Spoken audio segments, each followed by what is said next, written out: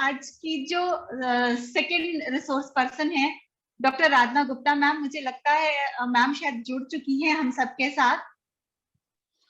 तो बहुत समय न लेते हुए, क्योंकि मैम का भी पूरा एक लेक्चर होना है, बहुत समय न लेते हुए मैं सीधे आज के सेकंड लेक्चर के बारे में बात करूं। Doctor Radhna Gupta ma'am JSVM medical college के पीडियाट्रिक डिपार्टमेंट में एज अ क्लिनिकल साइकोलॉजिस्ट काम कर रही हैं।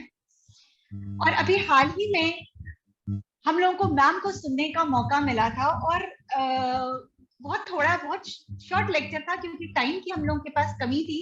पर उतनी ही समय में मैम ने पेरेंटिंग के बारे में इतनी अच्छी, इतनी खूबसूरत बातें बताई थी कि लगता है कि वाकई कितनी जरूरत है पेरेंट्स को डील किए जाने की। हम जब एडोलसेंस की, बच्चों की मेंटल हेल्थ की बात करते होते हैं तो हम फोकस बच्चों पे करते हैं और हम पेरेंट्स को भूल जाते हैं, या बहुत कम छोटा सा हिस्सा हम पेरेंट्स को मानते हैं। पर शुरुआत तो पेरेंटिंग से ही होती है। और मैम का वो लेक्चर अचानक मुझे याद आ गया अभी मैम को इंट्रोड्यूस करते हुए।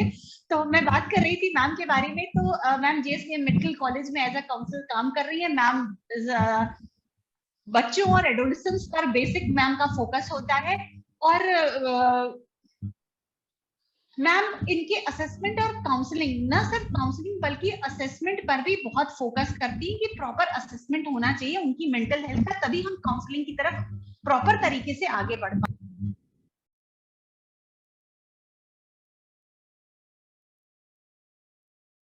हैं। और मैम का टॉपिक है साइकोलॉजिकल डिसऑर्डर चिल्ड्रन। और मैम अपनी बात को केस स्टडीज के माध्यम से बताएंगी। आपका बहुत स्वागत है मैम इस प्लेटफॉर्म पर। और अब मैं सीधे मंच मैम को सौंप रही हूँ।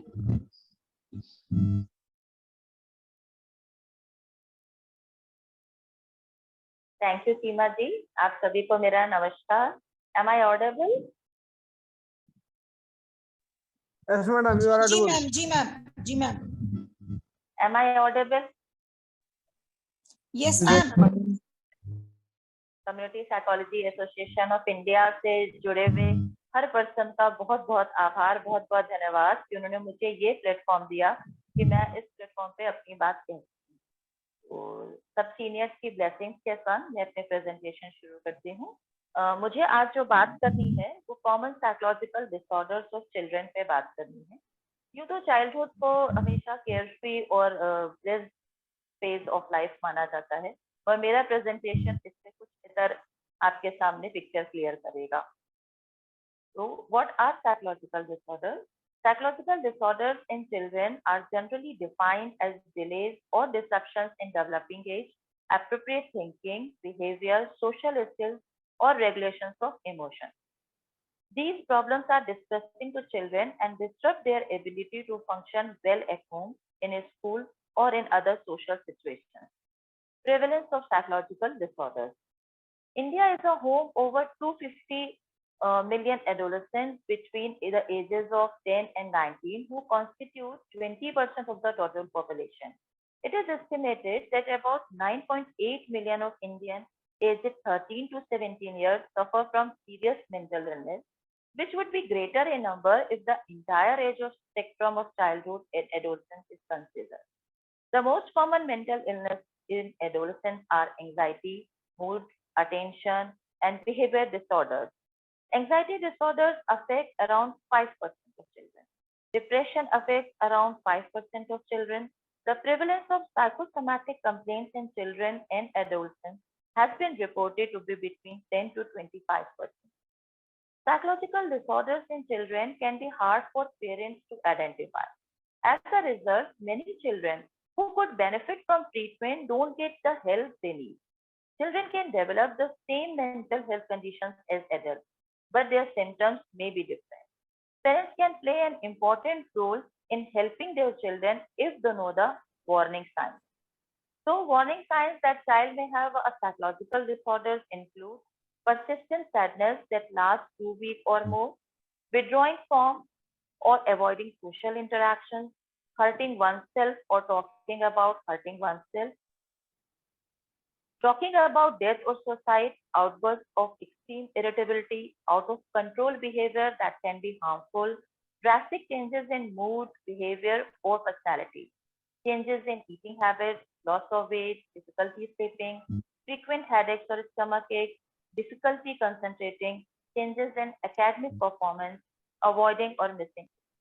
In short, अगर पेरेंट्स को अपने बच्चे में किसी भी तरह का ड्रास्टिक या सडन चेंज ऑब्जर्व कर रहे हैं, तो वो एक साइकोलॉजिकल डिस्ट्रेस का इंडिकेटर हो सकता है, और शायद वही एक अलार्मिंग टाइम है जहां पर पेरेंट्स को उनकी मेंटल हेल्थ इश्यूज की तरफ ध्यान देना चाहिए।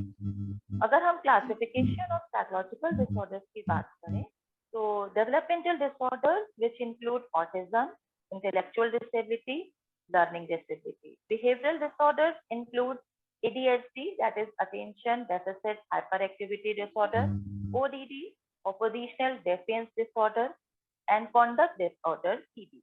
Emotional disorders include depression, anxiety disorder, and stress-related disorders. If we further classify anxiety disorders, it includes separation anxiety disorder, general anxiety disorder, social anxiety disorder, specific phobia, and in stress-related disorders, conversion disorders and psychosomatic disorders are there. Other psychological disorders include bedwetting, thumb sucking, eating problems, nail biting, self-injurious behavior, head banging, aggressive and destructive behavior. So, psychological disorders in children की एक wide range है, जिनमें से हर एक के ऊपर separate lecture हो सकता है, पर क्योंकि समय का अभाव है, इसमें कुछ केस स्टडीज के माध्यम से कॉमन साइकोलॉजिकल डिसऑर्डर्स को आपके सामने प्रेजेंट करना चाहते हैं। So let's see the case 1. The girl of 10 years has been referred to the clinic for assessment. Birth try was present and all milestones were delayed. She was not able to carry ADL, and on ADL is activity of daily living, and on formal assessment her IQ was 48. Mother reported, ये तो कपड़े भी नहीं पहन पाती है, उसमें भी इसको मदद चाहिए, बाल भी हमें ही बांधने पड़ते हैं, अपने घर का रास्ता नहीं याद रख सकती, इसलिए उसको अकेले नहीं जाने देती, खर्चा लेकर दो तो दुकान से सामान ले आएगी, बस रुपया का हिसाब नहीं कर पाती, ये तो घड़ी भी नहीं देख पाती है, स्कूल भेजा मगर वहां बच्चों को परेशान करती थी, कुछ भी नहीं सीखी तो मास्टर जी ने आने को मना कर दिया। वे कहते हैं इसमें इसकी बुद्धि में ही कमी। यस, ये केस है इंटेलेक्चुअल डिसेबिलिटी का। इंटेलेक्चुअल डिसेबिलिटी को अगर DSM-5 की डिफाइंड डेफिनेशन में देखें तो it is a neuro developmental disorder with onset in childhood or developmental years, that is 0 to 18 years, and it is characterized by the cognitive deficit or the intellectual deficit, that is reasoning, problem solving, planning, abstract thinking, academic learning. It also affects learning from experience, and there is a concurrent deficit in adaptive behavior that adversely affects conceptual, social, and the practical areas of living. Positive factors की अगर हम बात करें तो इसमें prenatal period में issues जैसे during pregnancy, natal during birth, and postnatal issues that is after birth. It is seen that general population का 1 से 3% तक अफेक्ट हो सकता है आईडी से, बट 25% केसेस में ही हमें सिर्फ स्पेसिफिक रीजंस मिलते हैं। 75 केसेस में जो पॉजिटिव फैक्टर्स हैं वो अनएक्सप्लेन्ड रहे हैं। तो कुछ कॉमन फैक्टर्स हैं infection, chromosomal abnormalities, nutritional effect, toxin traumas, environmental and unexplained factors also. Diagnosing ID, ID को डायग्नोज करने के लिए फॉर्मल आईक्यू टेस्ट किया जाता है जिसमें कि एटलीस्ट बिलो 70 आईक्यू का होना जरूरी है, और एडेप्टिव बिहेवियर्स को भी मेजर करने के लिए स्पेसिफिक टेस्ट होते हैं जिनमें पर कोई कल्चरली एप्रोप्रिएट होना जरूरी है, और ये एसक्यू डिनोट करते हैं जिसको भी बिलो 70 ही होना चाहिए। DSM-5 lays greater emphasis on adaptive behavior functioning which includes communication, social skills and personal independence. Actually DSM adaptive behavior functioning पे ज्यादा emphasis इसलिए दे रहा है क्योंकि IQ को हम बढ़ा नहीं सकते, और IQ कभी भी लो होने के बावजूद भी अगर हम फंक्शन को अर्ली आइडेंटिफाई करें, अर्ली इंटरवेंशन दे सकें, तो चाइल्ड को हम फंक्शनल बना सकते हैं और उसको पर्सनल इंडिपेंडेंस की तरफ भी बढ़ा सकते हैं। अगर सिवियरिटी ऑफ की बात करें आईडी की, तो ये आईक्यू पर बेस्ड होती है। आईक्यू 55 से 69 जिनकी है उन्हें माइल्ड आईडी के केसेस माना जाता है। ये एजुकेशनल है, इन्हें हम प्राइमरी लेवल की एजुकेशन दे सकते हैं।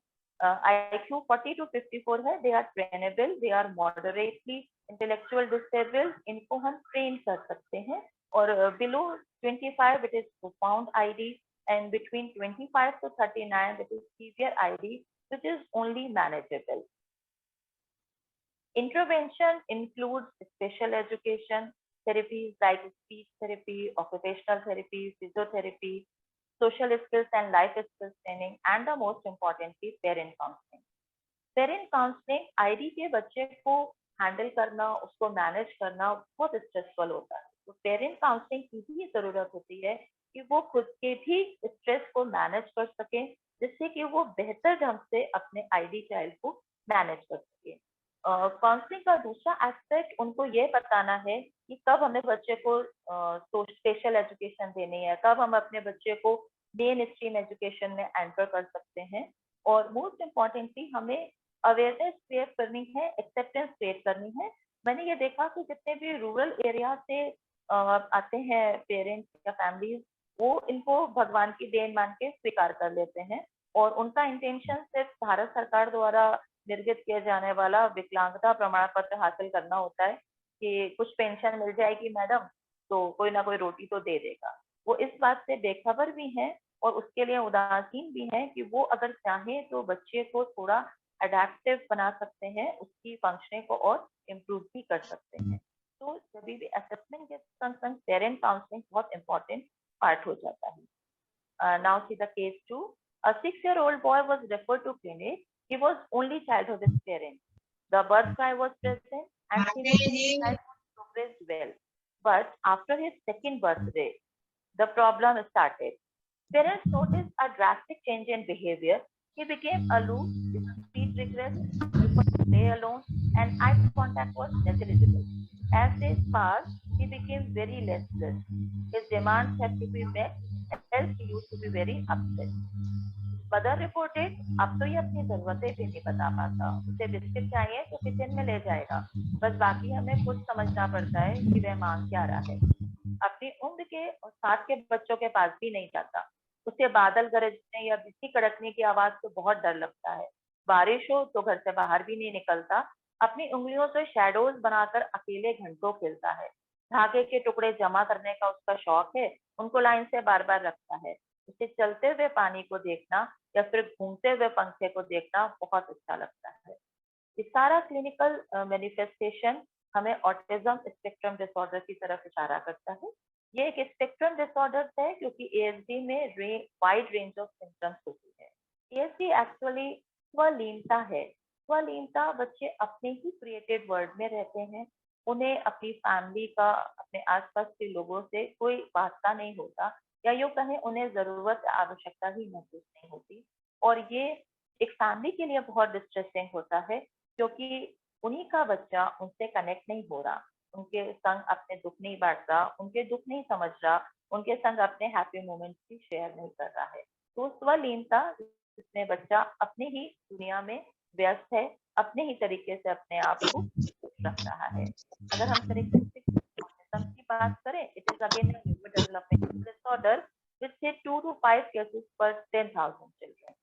This must be apparent before age 3 and जितने symptoms स्लाइड में आपको दिख रहे हैं वो बहुत अच्छे तरीके से केस में मैनिफेस्ट भी हो रहे हैं। यहाँ पर सिर्फ एक बात और कहना चाहेंगे, एक जॉइंट अटेंशन जो कि चाइल्ड 1 से 1.5 साल के एज अवस्था में एक्वायर कर लेता है, और joint attention skill is a very robust and very good predictor of autism, and this is the first and foremost predictor. Joint attention को हम ये समझ सकते हैं कि गेज फॉलो करने की अब आप बच्चे की skills.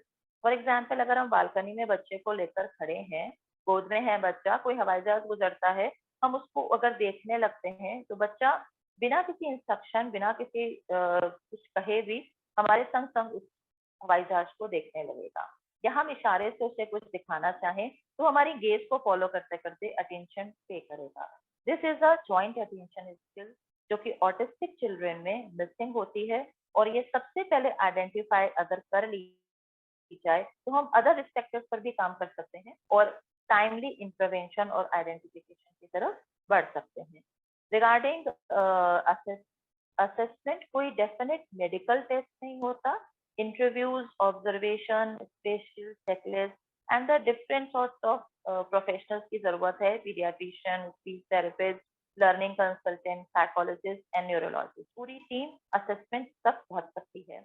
Intervention include ABA therapy, speech therapy, stem cell therapy, sensory integration training, occupational therapy.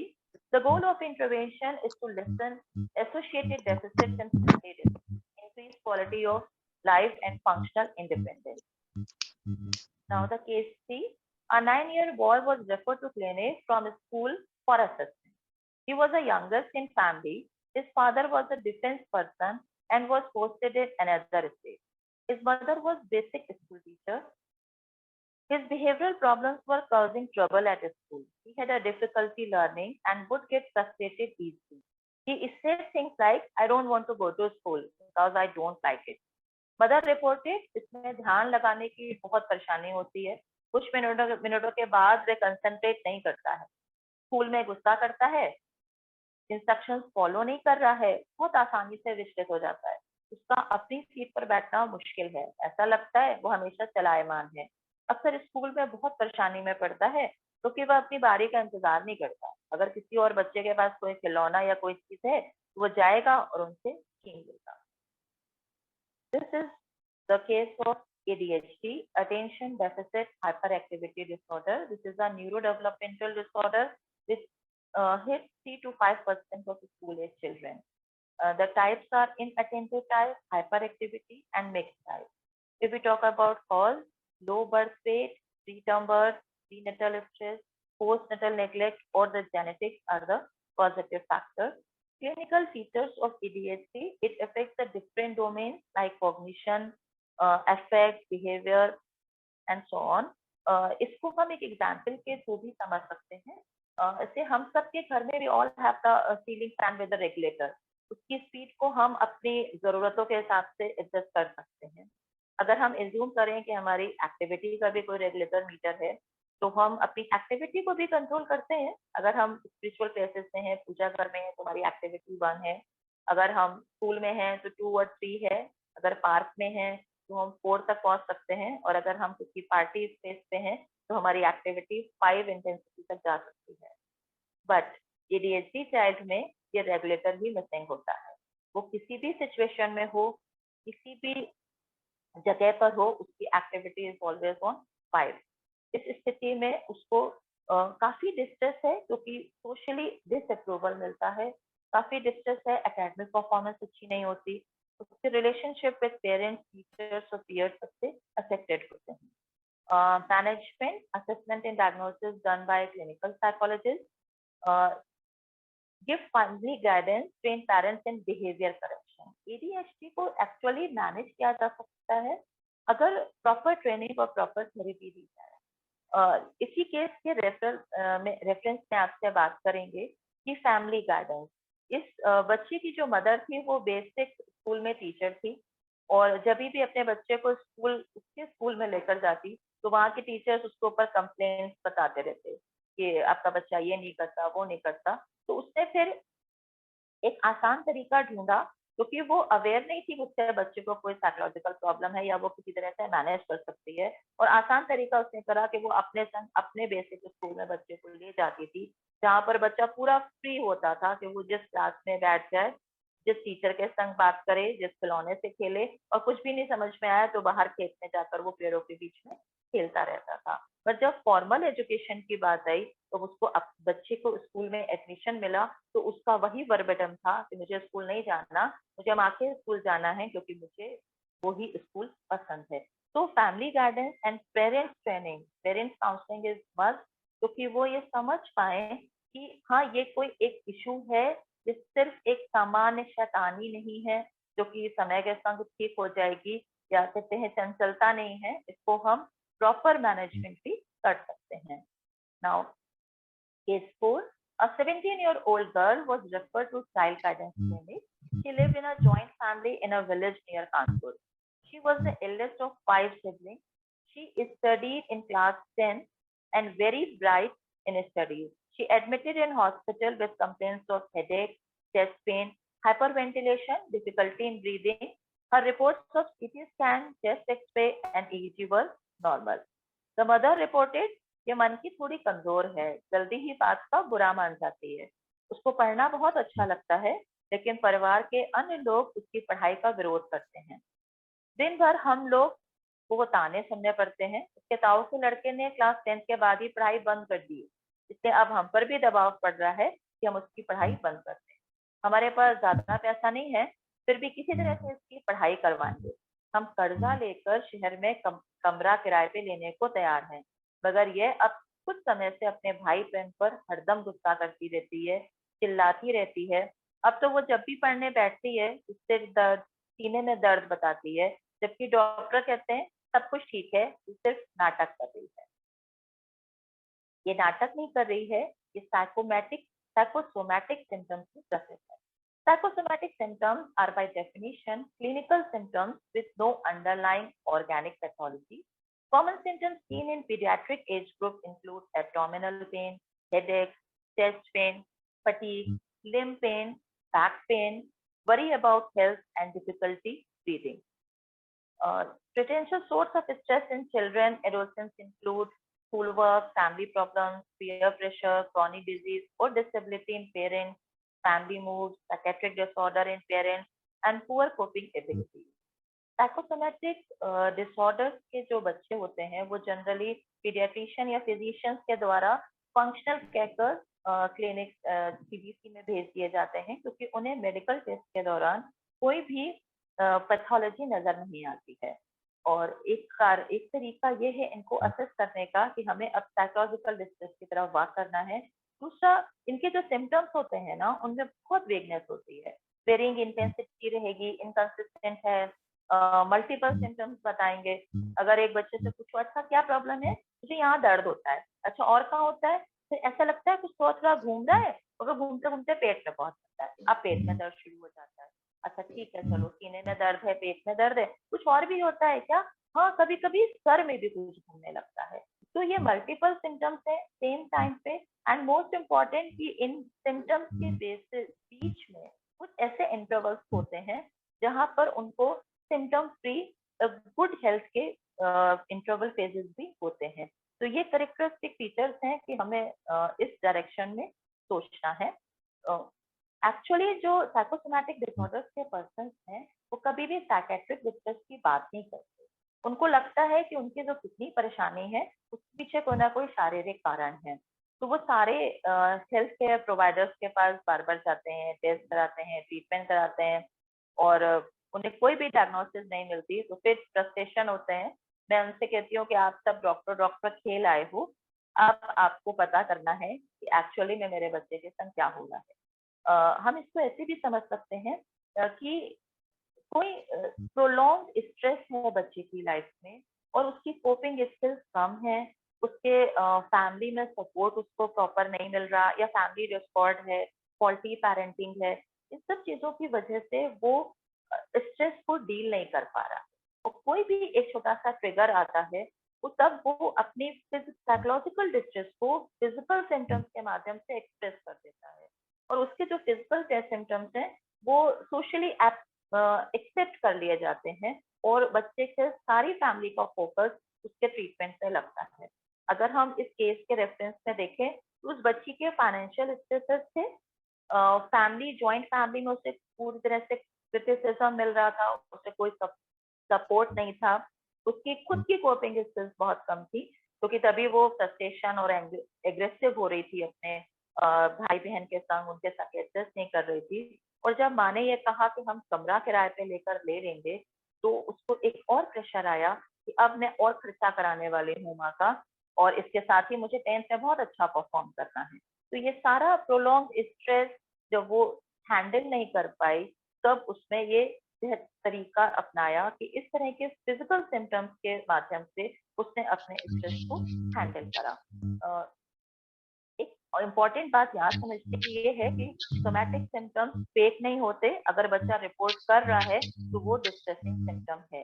Associated difficulties की बात करें तो जो कि बहुत एंग्री और इरिटेबल हो जाते हैं फैमिली और पर्सन, क्योंकि उनको लगता है कि हमें कोई भी समझ नहीं पा रहा और डॉक्टर हमारे मदद नहीं कर रहे हैं। इस बच्ची के भी पेरेंट्स आकर सबसे ज्यादा नाराज इस बात पे थे कि 3 दिन से मैं एडमिट है हमारी बच्ची और इसे सिर्फ ड्रिप चढ़ा रहे हैं, कोई डॉक्टर देखने भी नहीं आया है, सिर्फ टेस्ट होते चले जा रहे हैं।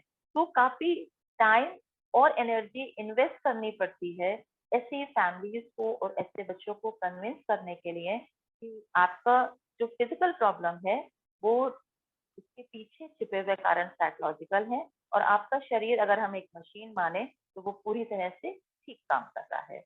Now the last case I want to discuss is 14-year-old boy was referred for counseling in CGC with a behavioral problem.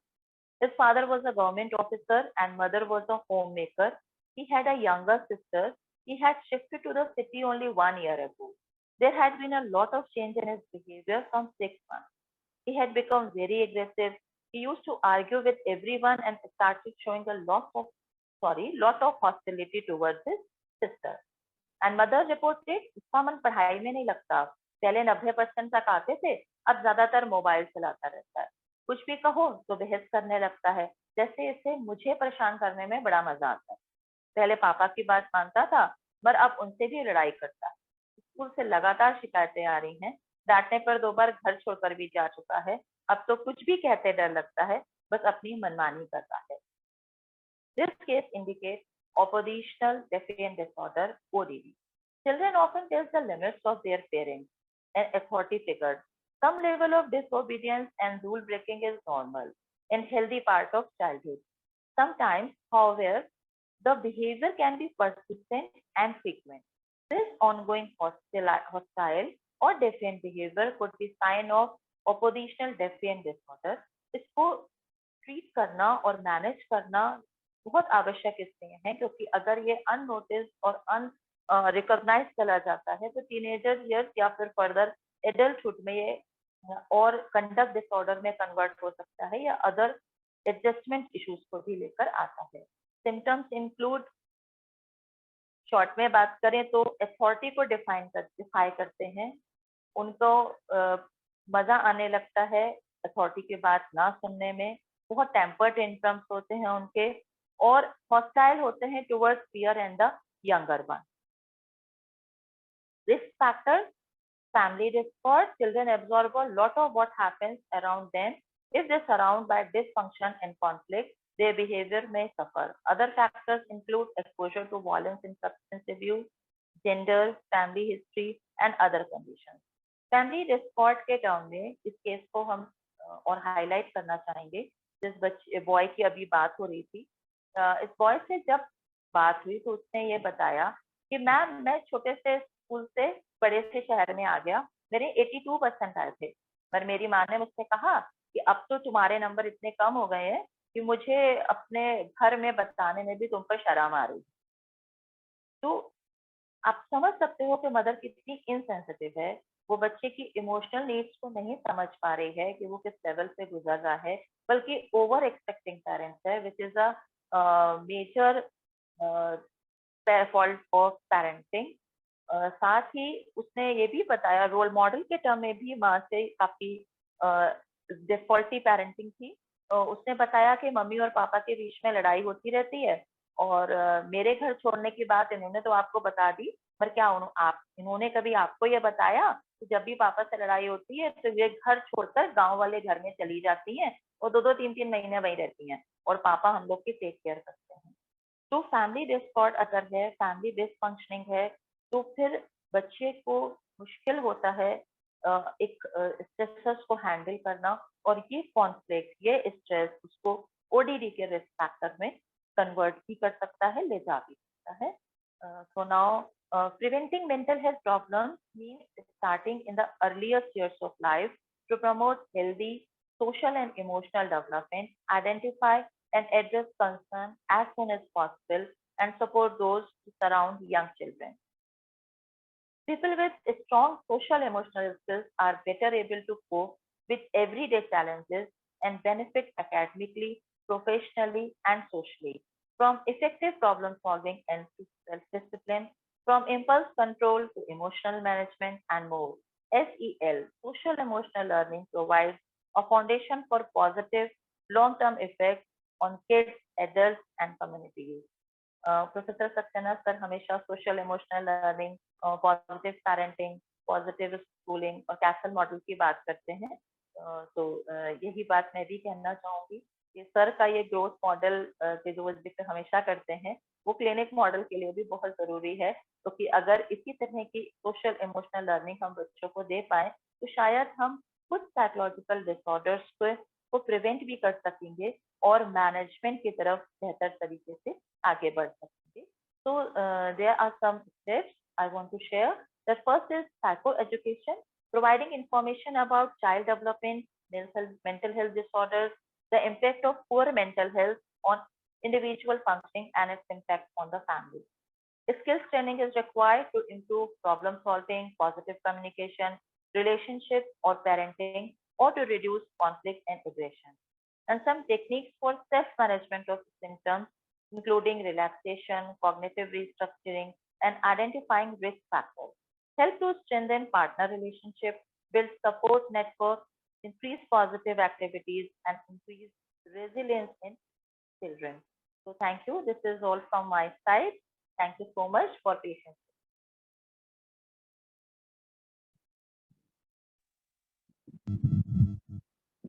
Thank you, madam. You have given a very nice lecture on the childhood disorders. Now, session is open for this.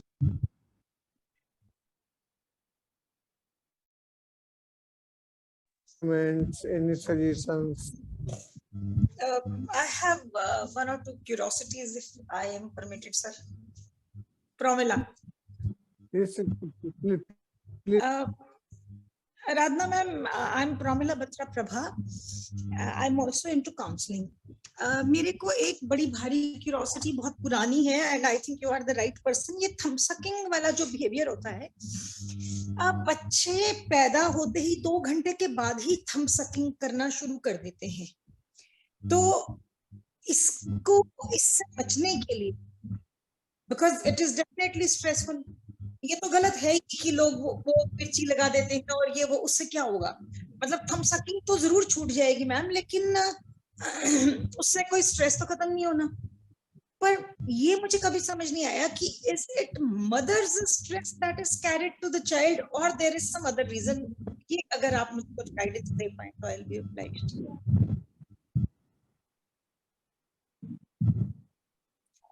Ma'am thumb sucking के case में 2 reasons देखते हैं, या तो bed.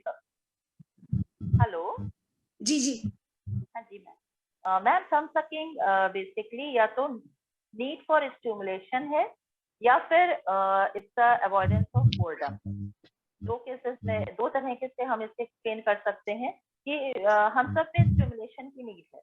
अगर हम बच्चे को, हमारे पास जब केसेस आते हैं तो हम उन्हें मोटिवेट करते हैं कि कुछ ऐसी एक्टिविटीज में आप उस बच्चे को इन्वॉल्व करें जहाँ पे उसके हैंड्स इन्वॉल्व हो।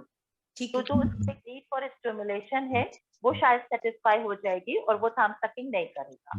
दूसरे ऑब्जर्वेशन हम पेरेंट्स से मानते हैं कि अच्छा कौन से टाइम पे आपको लगता है कि ये थम सकिंग ज्यादा कर रहा है, तो मैक्सिमम टाइम में ये होता है कि वो जब खाली बैठे हुए हैं, टीवी देख रहे हैं या कुछ ऐसा कर रहे हैं जहाँ पर वो पैसिव हैं, वहां पर वो इन चीजों को थम सकिंग जैसी नेगेटिव बिहेवियर में इंडल्ज होते हैं। तो हमें ये रूल आउट करना है द रीजन क्या है थम सकिंग का। और अगर स्ट्रेस, मुझे लगता है कि थम सकिंग इंडिविजुअल सिम्टम नहीं होता, अगर कहीं स्ट्रेस है तो फिर नेल बाइटिंग भी आ जाएगा उसके संग, हेयर प्लकिंग भी आएगा, बेड वेटिंग है जिसके बारे में आज बात नहीं कर पाए, बेड वेटिंग, ये सारी चीजें ज्यादा स्ट्रेस से रिलेटेड है। Thumb sucking is more related to avoidance of boredom और देन नीड। जी मैम, आई एम सॉरी, मेरी क्यूरोसिटी अभी भी थोड़ी सी है। ये तो जो आपने बात करी ये ग्रोन अप चिल्ड्रन की है। मैं कहती हूँ कि right after 2 hours of birth I have seen children sucking their thumbs. तो वो उनको पैदा होते ही स्ट्रेस कहाँ से आ रहा है क्या ड्यूरिंग प्रेगनेंसी मदर के स्ट्रेस का कोई इम्पैक्ट है या कोई और कारण है? ये मैम मेरा सवाल था मेनली।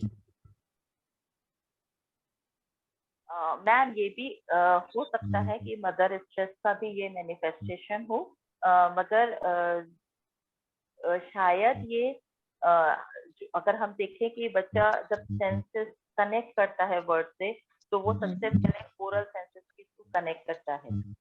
तो शायद ये चीजों को पहचानने का उसका तरीका है, अपनी ही बॉडी से ये कनेक्ट करने का तरीका है, और इसीलिए शायद वो थम सकिंग में इंडल्ज है, और इसको मैनेज कर सकते हैं without any anxiety, without any परेशान हुए। अगर मदर उसे होल्ड करके किसी तरह से हेल्प करे तो शायद ये धीरे धीरे खत्म होगा। और शायद मुझे लगता है कि इन्फेंट में जो चाइल्ड थम सकिंग है, वो शायद वीक है अपने आसपास की चीजों को समझने।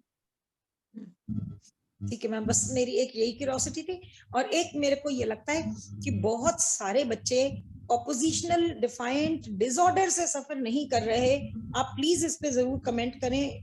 और वो एक्चुअली में, क्योंकि आपने फॉल्टी पेरेंटिंग एक वर्ड यूज किया जिसके बारे में सक्सेना सर भी हमेशा बात करते हैं, बहुत सारे लोग बात करते हैं, तो मुझे बड़ी बारी ये लगता है कि ये सिम्टम्स तो हैं, लेकिन पेरेंट्स वाकई में इतना तंग करते हैं और बच्चे इतने जीनियस हैं कि 98.8 परसेंटाइल जैसा उनका रैंक होता है even when they are grown up, लेकिन पेरेंट्स जो है वो वाकई में चैन लेने ही नहीं देते। पर मैम सिम्टम्स तो वही वाले आ जाते हैं, तो क्या हम इनको भी पेशेंट कैटेगरी में लाएंगे मैम? सॉल्यूशन सेम है, काउंसलिंग मेथड सेम रहेगा, वो मेरे को अंडरस्टैंडिंग है, लेकिन should I put them under this label और I should not put them under this label? ये मेरी सेकंड क्यूरियोसिटी है। बस उसके बाद एक शायद क्वेश्चन किसी और ने लिखा था। आवाज गई। एक्चुअली आपकी बात बिल्कुल सही है कि फॉल्ट ये इस तरह के जो हेलो, हाँ जी, आप सुन पा रहे हैं ना? यस मैम, मैं सुन पा रही हूँ। एक्चुअली मैम ये जो सिम्टम्स है, मैंने अपने एक्सपीरियंस में ये देखा कि ये रिएक्शन टू पेरेंट्स बिहेवियर ज्यादा होते हैं, और इन्हें आपका कहना कि इसे हमें क्लिनिकल कैटेगरी में रखना है या नहीं, मैम हम जिस सिनेरियो में हैं, जिस साइकियाट्रिस्ट से कनेक्टेड है, वहां पर अगर आप जाते हैं तो ओडीडी के एक्चुअली होता क्या है, मैक्सिमम केसेस साइकियाट्री डिपार्टमेंट या पीडियाट्रिशियन के पास जाते हैं, और वो सब मेडिसिन मॉडल के, तो उनको डायग्नोसिस देनी है, वो सिम्टम्स सुनते हैं और उनको रख देते हैं। ये सिम्टम उनका way of treating the patient है, मगर कोई जरूरी नहीं है कि हम हमेशा उन्हें डायग्नोसिंग कैटेगरी दें। ये चाइल्ड भी मेरे पास रेफर हुआ था with the diagnosis of ODD, मगर इस टर्म को हमने काउंसलिंग के दौरान ये पेरेंट्स को यूज नहीं करा। उनको यही बताया कि आपके काफी सारे बिहेवियर की वजह से बच्चे में ये रिएक्शंस हो रहे हैं, और आपको बेहतर अंडरस्टैंडिंग के संग और अपनी थोड़ी सी पेरेंटिंग एडेप्टिव करिए, और इन चीजों को शायद आप दूर करें। ठीक है ma'am, thank you so much, thanks a lot, it's been a wonderful lecture, no doubt. दोनों लेक्चर्स आज बहुत अच्छे थे। थैंक यू ma'am. Thank you so much. Any other question? Ashish ji क्या पूछना चाहते थे आप? मैम मेरा एक क्वेश्चन ये था कि जैसे आपने उसमें स्टेम सेल थेरेपी का पॉइंट रखा था, तो अभी एक्चुअली कुछ दिन पहले हम एक डिबेट देख रहे थे, एक CWSM ग्रुप था, वहाँ पर बहुत सारे साइकोलॉजिस्ट इसमें कुछ फेवर में थे, कुछ अगेंस्ट में थे। उन्होंने बोला कि जितने भी बच्चों ने अभी तक स्टेम सेल थेरेपी कराई है, किसी पे भी उसका बहुत से रिजल्ट्स नहीं देखने को मिले। तो क्या वाकई में ये उतनी इफेक्टिव नहीं है, या क्या है इसका मतलब role? Ashish ji, Kanpur medical college में स्टेम सेल थेरेपी हमारे प्रोफेसर जो प्रिंसिपल हैं, डीन डॉक्टर संजय काला ने बॉम्बे के डॉक्टर VS राजपूत के साथ मिलकर इसी फरवरी में स्टार्ट करी है। मैंने खुद केसेस असेस करके भेजे हैं और उनका डेटा भी दिया है, और स्टेम सेल थेरेपी का बच्चों पर पॉजिटिव रिजल्ट अभी आ रहा है। हालांकि अभी वो 6 सेशन का करते हैं, ये 2 या 3 सेशन का ही है, मगर अभी 3 या 4 केसेस हैं 10 में जो काफी हैप्पी पेरेंट्स हैं, क्योंकि उनमें स्टेम सेल थेरेपी के positive but most data is yet to come. जब और आ पाएगा तो और इफेक्टिवली हम बात कर पाएंगे, मगर ऐसा नहीं है कि इसका कोई भी इफेक्ट नहीं हो रहा या फर्क नहीं। I have seen the 2 cases myself जहाँ पे पेरेंट्स ने आकर रिपोर्ट कराया कि मैम 2 ही सेशन के बाद 2 ही थेरेपी सेशन हुए हैं और हम बच्चे में चेंजेस देख। अगर कुछ भी पर्सनल लेवल पे कमेंट करना, आई थिंक थोड़ा सा डेटा हो रहा है तो और अच्छे से आपको बता। ओके, थैंक यू ma'am. Okay. Now it is 8:35. Yes, yes. May I Hello. make an observation? हाँ सर, बिल्कुल सर, बिल्कुल आपके बगैर तो सुना लग रहा। ये डॉक्टर आराधना जी ने बहुत अच्छा प्रेजेंटेशन किया। मेरा कोई प्रश्न नहीं है, कुछ ऑब्जर्वेशन, पर्टिकुलरली डिफाइंड बिहेवियर में। डिफाइंड बिहेवियर भी मैं 2 तरह से मानता हूँ, कोवर्ट और ओवर्ट। एक डिफाइंस कोवर्ट होती है। एक केस मेरे पास आया था बहुत पहले, एज मेरा ख्याल है 1973 में, एक सेमिनार में मेरा लेक्चर हुआ। उसके बाद एक मैडम आई, बहुत बड़ी अधिकारी थी। उन्होंने कहा कि मेरा बेटा 8वीं तक तो रैंक आती थी, अब वो फेल होता है,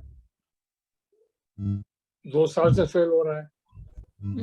तो आप उसको, तो मैंने जब उससे बातचीत की तो एक दिन तो बिल्कुल बोले कुछ नहीं, इधर उधर टालता रहा, साहब क्या कर रहे हैं, नंबर मारते हैं। दूसरे दिन उसने बोला, मैंने कहा देखो तुम 2 साल से 9th में फेल हो रहे हो, तुम्हारे इतने अच्छे रैंक आते थे। तो कहता है कि मैं इस साल फिर फेल होऊंगा। मैंने क्यों फेल होगा? बोले मेरी माँ मुझे बहुत प्यार करती है, मैं तो हर्ट करना चाहता हूँ, फेल होता हूँ तो वो हर्ट होती है। मैंने कहा क्या? तो उसने बताया कि she is not a good lady, कुछ इस तरह की बात। तो मैंने एक हंस डेवलप किया कि पेरेंट्स ही नहीं बच्चों के लिए गोल सेट करते हैं, बच्चे भी पेरेंटल बिहेवियर के लिए गोल सेट करते हैं। और उससे जब पेरेंट्स को डेविएंट आते हैं तो डिफाइंड होते हैं। ये कोवर्ट डिफाइंस थी, मदर से कुछ नहीं कहता था, लेकिन मदर को हर्ट करने के लिए वो फेल हो रहा था।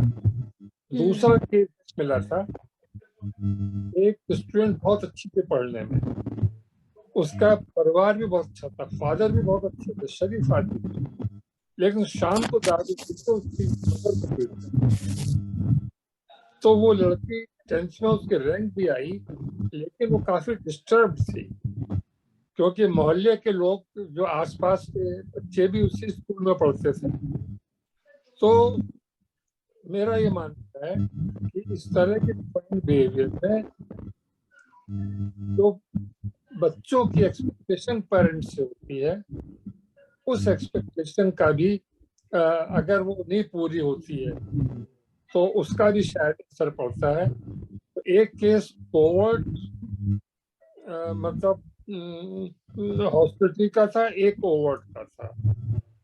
तो मेरे ऑब्जर्वेशन से कोई मेरा सवाल नहीं, अगर आप तो कुछ काउंटर ऑब्जर्वेशन देना चाहें तो मोस्ट वेलकम।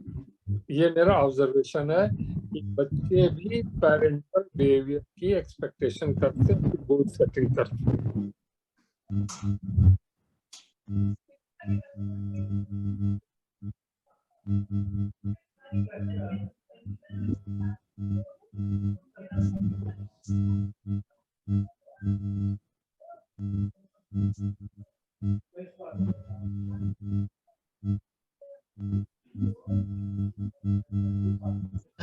किसी और का कोई सवाल या observation? May I raise one question? Yes, sure, sir. Excuse me? Sure, sir. Please. Oh, the paper was nice, and the talk was very, very good. My submission is that I have been working in this area since a few years, and recently we have also published one book on disability. but apart from that,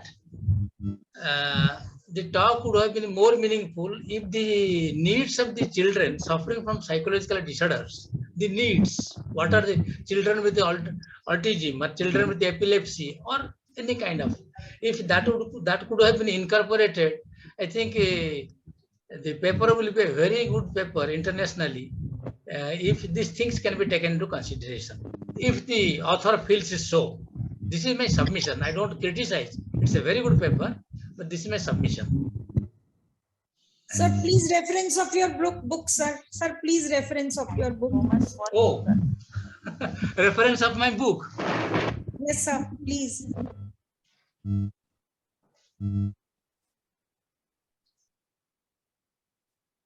Psychology of Disability. It's under this title. Thank you, sir. Thank you. Madam, if you can send me your address, I can send you as I have received a very limited number of copies. I can send one spare copy for your just for your perusal. So that's so nice. This Of you. is, I will definitely, sir. I will definitely. My number is available in the group 943730538.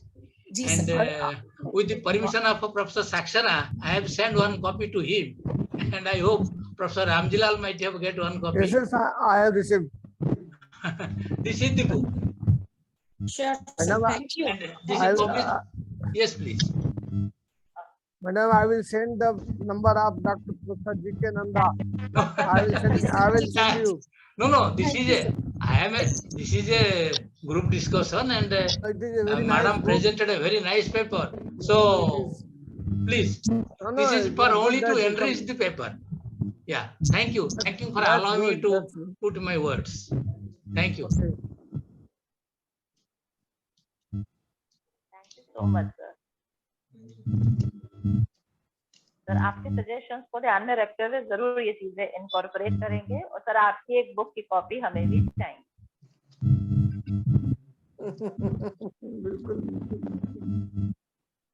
You send your address to Professor Nanda.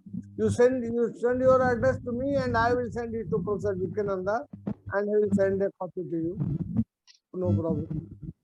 एक काम और हो सकता है. सीमा जी को बोलिए एक काफी सीमा कुशीनगर हमको हमारा काफी जाने पहचान जगह है, काफी हमें गए वहाँ. जी सर बिल्कुल. Amarnath ji was there. I had been to Kushinagar. Okay. सीमा जी अगर उनका पता मिले तो उनका पास भी ये जी सर काफी हम बिल्कुल विल बी हाईली ऑब्लाइज्ड. हम चाहेंगे. और सर मैंने फेसबुक पर कई जगह देखा भी था और मेरे दिमाग में भी था कि मैं लाल सर से बात करूंगी कि सर अगर एक कॉपी हम लोगों को मिल जाए उस बुक की. Sir thank you so much. I will please send your postal address. I will send it. Okay. Sure, sir. Amarnath Tripathi sir का नंबर नोट करें सर. जी अमरनाथ त्रिपाठी सर मैं कुशीनगर से. चलिए मैं उनको व्हाट्सएप कर दूंगा. हाँ ना. ओके. कुछ कम number. Thank you. Have a good time. It was a good nice discussion. Conclude करें. जी sir thank you so much. Ma'am sir मुझे लगता है हम लोग ये इस प्लेटफॉर्म पे जो बहुत सारी बातें कर रहे हैं इतने दिनों से, ये जो हम लोग का लेक्चर सीरीज चल रही है, इसमें से कुछ 2-4 बहुत इंपॉर्टेंट बातें अगर हैं तो उसमें से एक बात पेरेंटिंग की जरूर है. और हम जब बच्चों की मेंटल हेल्थ की बात कर रहे हैं तो वो सीधा हम बात कर रहे होते हैं पेरेंटिंग स्टाइल की, गुड पेरेंटिंग और फॉल्टी पेरेंटिंग की. तो अगर कम्युनिटी साइकोलॉजी का ये फोरम कुछ ऐसा प्लान करे, कुछ ऐसा मॉड्यूल तैयार करे कि स्कूल्स में जाकर के, कम्युनिटीज में जाकर के हम लोग पेरेंटिंग स्टाइल के बारे में पेरेंट्स को थोड़ा अवेयर कर पाए. क्योंकि हम जब तक पेरेंट्स को अच्छी पेरेंटिंग नहीं बताएंगे तब तक ये जो एडोलसेंस की और चाइल्डहुड के टाइम की प्रॉब्लम्स हैं ये परसिस्ट करेंगी. तो हम सिर्फ एक हिस्से पे ध्यान देंगे और जो रूट कॉज है वहां तक नहीं जाएंगे तो हम अपनी सोसाइटी से एडोलसेंस की प्रॉब्लम्स को दूर नहीं कर पाएंगे. और अभी 2-4 स्कूल्स में इधर मेरा जाना हुआ है और अपने एक्सपीरियंस में भी मैंने ये देखा है कि बच्चों की सबसे बड़ी शिकायत यही होती है कि पेरेंट्स उनको समझते नहीं है. पेरेंट्स उनकी बात को अपने चश्मे से देखने की कोशिश करते हैं. उनकी शेयरिंग धीरे धीरे कम होने लगती है. तो एक गैप होने लगता है पेरेंट और चाइल्ड के बीच में और ये गैप बहुत सारी प्रॉब्लम्स को फिर शुरू करने लगता है. तो सर मुझे लगता है कि इस पे काम करने की बहुत जरूरत है। Thank you so much Aradhana ma'am for such a wonderful lecture. Seema ji एक बात कहना चाहूंगा कि इस इशू पर 4 लोग हैं कम्युनिटी साइकोलॉजी एसोसिएशन के, जो लोग की दक्ष है, जो कुछ कर सकते हैं, जो आपको गाइडलाइन दे सकते हैं। प्रोफेसर एनके सक्सेना साहब, रुमिला बत्रा मैम, मधु अस्थाना मैम और प्रोफेसर अमरनाथ का, ये 4 लोग ऐसे हैं जो पेरेंटिंग की, पॉजिटिव पेरेंटिंग की भी बात करते हैं। तो हम तो चाहेंगे कि ये लोग कुछ ऐसा मॉड्यूल बना करके हम लोगों को दे, ताकि हम लोग इसे फील्ड में, हम लोग कम्युनिटी में जाकर इम्प्लीमेंट कर सके। अब हम इन लोगों से प्रयास करेंगे, इन लोगों से कांटेक्ट करके और इन लोगों को हम लोग कुछ ऐसा कुछ करें।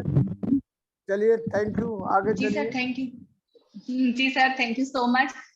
Thank you so much Aradhana ma'am.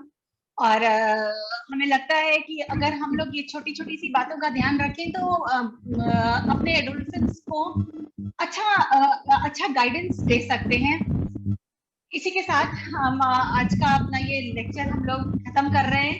कल फिर 2 लेक्चर्स होने हैं, सलोनी मैम के और निधि मैम के, सलोनी प्रिया मैम के और निधि मैम के। तो कल फिर हम लोग 7 बजे इस प्लेटफॉर्म पे, टाइम से 7 बजे इस प्लेटफॉर्म पे जुड़े। आप सबका बहुत धन्यवाद इतना टाइम देने के लिए और हम सबसे जुड़ने के लिए। Thank you so much. Thank you. नमस्कार, शुभ रात्रि। थैंक यू सबको धन्यवाद, सबको बहुत बहुत आभार। Thank you everyone, thank you so much.